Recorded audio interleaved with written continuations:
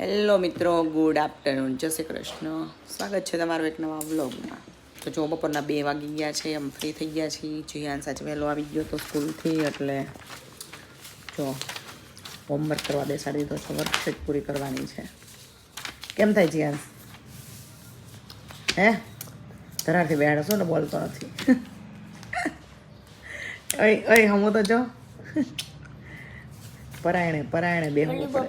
Lollipop pizza lollipop આમ કહે yes, pizza પછી લોલીપોપ. Watermelon Apple watermelon. હા, હવે ખબર પડી ગઈ છે. આવડી ગયો ને. ડોગી પેરોટ ડોગી હવે આવડી ગઈ. જો હવે મગજમાં બેઠું જરાક. કોઈ દિવસ નથી બેઠો. એક શુક્રવાર છે, હું વહેલી લઈને આવી ગઈ હતી ને સ્કૂલેથી, એટલે બેસી ગયો હોમવર્ક કરવા. Hi fi. મેં કોઈ કીધું હાલો મંડો કરવા. બી કન્ટિન્યુ. મમ્મી નકર તને વાગે ને નકર તને વાવામાં વાગ્યું ને તો આમ કરવાનું જો તો આ તો વાત આમ કરી આવું હાલ મેં મને લખવા જલ્દી. હવે જો અહીંયા જમી લીધું છે, અને જમીન પછી કથા કરી દીધી છે, એટલે મમ્મી સાંભળે છે. પછી યાર મને એમ થયું હું સાંભળું, એટલે પછી આપણે સાંભળવાનું કરી દીધું. ચાલો.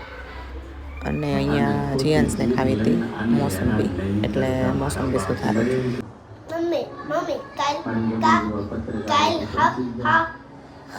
ખબર હોય જરૂરી આવી જવાની ને તો બાને પૂછ, મને નથી ખબર.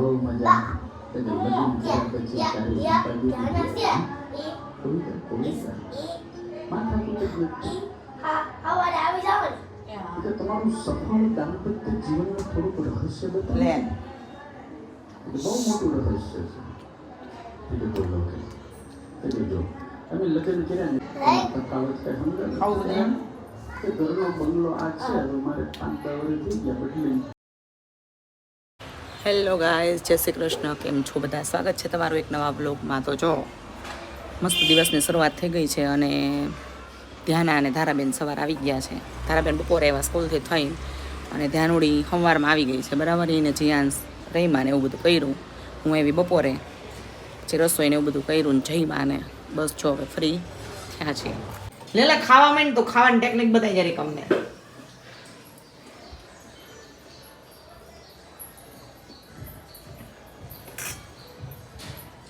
હરખાઈ ખાજો. કોબી બટાટાનું શાક ફેવરેટ ને, બે રોટલી ખાઈ જાજે. હમણાં કહી દે ને કોબી બટાટાનું શાક એમ.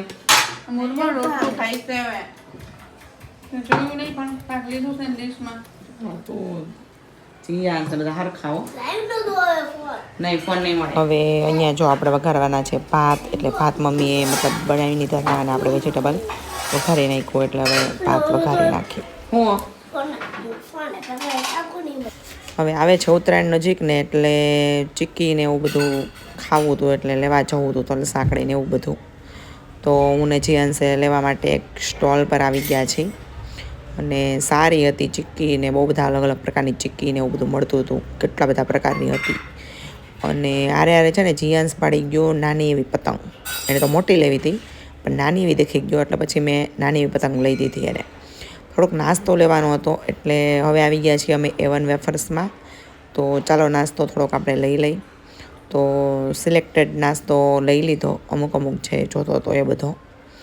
અને જીયાન્સને તો ખબર નહીં કેક ભાવે, એટલે એણે તો કેક ઉપર મારો કરી દીધો, લઈ લીધી કેક.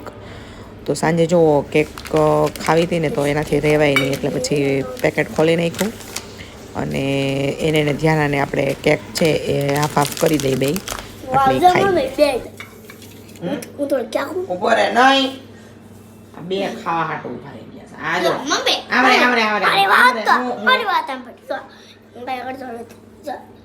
આટલી મારી આટલી જાનાની. ઓકે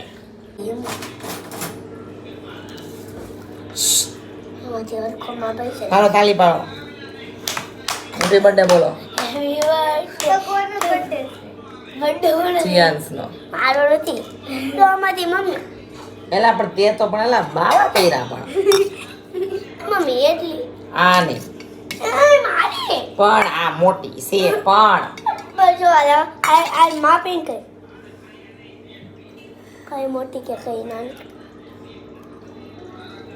હાલો આ તારી હાલે ઓકે હવે આમાં જરીક હું જોઈ લો કેવી ખીર હાલો યમ્મી મમ્મી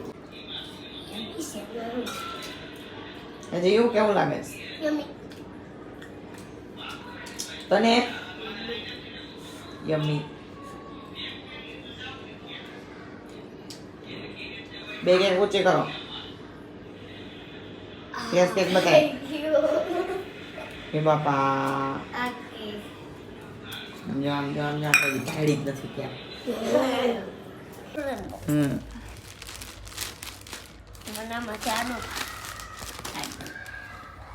લાડુ તારા છે આ પપ્પાનું છે આ પેન્સ નીચે લેવો પડશે ઓય બધું વિન્ડો બહાર કાઢવા કાચર મેં નાસ્તો લાવ્યા નહીં જીન્સ જો મારું જાજુ ઓલું ઓય હું વેફર બિસ્કિટ હા એ તો મેં વા મૂકી દીધા છે અંદર ઓલામાં હવે ચીકી ખાવાની છે અત્યારે હાલો ચીકિયા એ કઈ છે ચીકી આમ છો આનું બોક્સ હા એ દાળિયા વાળી છે નીચે વહી જા જે પાપસે ખાઈ એમાંથી આ જેન્સ રાજગરાના લાડુ છે બહુ મોંઘા હતા એટલે 6 જ લીધા મસ્ત પોચા પોચા રાજગરાના કેવું સારું અનબોક્સિંગ કપાઈ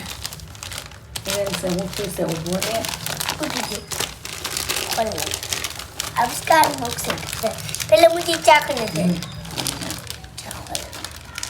જીયાન્સે તો જો બધી ચીક્કી ઊંઘીને મૂકી દીધી અને છેલ્લે ખાલી સિંગની ચીક્કી ખાવા બેસી ગયો છે બીજી ભાવે નહીં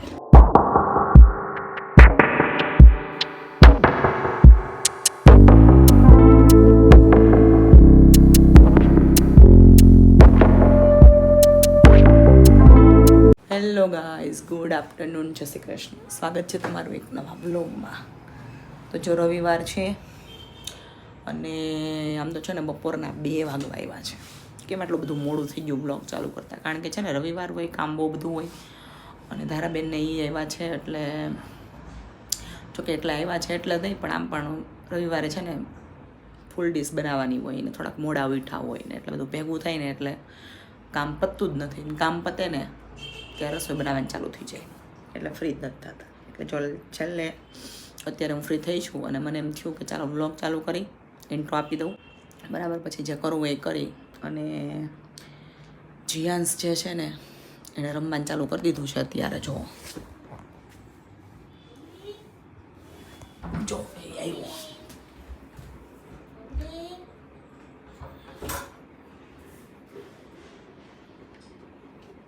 ખૂણામાં હો હાલે હું જે ધ્યાન ખૂણામાં નાખ તારું બધું કેમ અહીંયા ડ્રેસિંગની બાજુમાં ઉપર કાંઈ નહીં જીયાન્સ મારે રમવું તો તને હાવ બહાર કાઢી મૂકીશ હો એમને અહીંયા બેડ ઉપર રમવાનું હોય હજી તો હું આ બધાને એમ કહું છું કે જીયાન્સ બહુ ડાયો તો બધા તને જોવે છે બધા મને એમ જ કહેતા હોય કે જીયાન્સ ડાયો હોય કે જીયાન્સ ડાયો કે ગાંડો એ મને જરાક કહેજો તમે બધા કોમેન્ટ કરી જીયાન્સ ડાયો છે કે ગાંડો છે તમને કેવો લાગે છે જો આવું બધું કરે બ્લેન્કેટ ઉપર એને ઘર બનાવવાનું ચાલુ કરી દીધું બ્લેન્કેટ ઉપર બનાવાય ઘર ડ્રેસિંગની બાજુમાં બનાવી નીચે ચા જીયાન્સ બહુ ડાયો છે ચાલો દીકો હોય ને ડાયો ડાયો જો